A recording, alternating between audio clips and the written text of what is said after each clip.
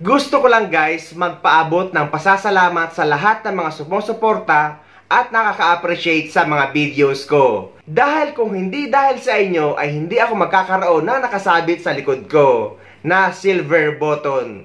Kaya maraming salamat sa lahat ng mga nakaka-appreciate at sumusuporta sa mga videos ko at sa channel ko.